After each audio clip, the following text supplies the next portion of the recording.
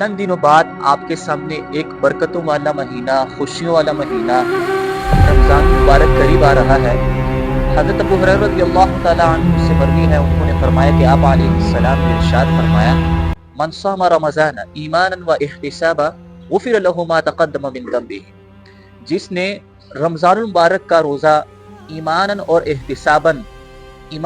احتساباً کا مطلب کیا ہے کہ اللہ تعالیٰ کو راضی کرنے کے جذبے کے ساتھ اور ثواب کی امید کے ساتھ جس نے یہ روزہ رکھا تو اس کے پچھلے تمام گناہ معاف کر دیے جائیں گے۔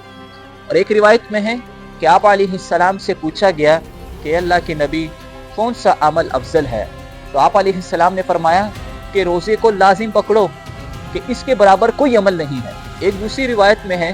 کہ آپ علیہ السلام نے فرمایا کہ روزہ آدمی کے لیے ڈھال ہے اور جہنم سے بچنے کا محفوظ قلعہ ہے، کیونکہ رمضان المبارک میں جنت کے تمام دروازے کھول دیے جاتے ہیں، ایک دروازہ بھی ایسا نہیں ہوتا جو بند ہوتا ہے، سبحان اللہ، اور جہنم کے تمام دروازے بند کر دیے جاتے ہیں، ایک دروازہ بھی ایسے نہیں ہوتا جو کھلا ہوا ہوتا ہے۔ تو میرے بھائیوں، میرے مسلمان بھائیوں، ہم نیکیوں میں سبقت کریں، اور یہ نیکیوں میں سبقت کرنا اللہ کو بڑا محبوب ہے۔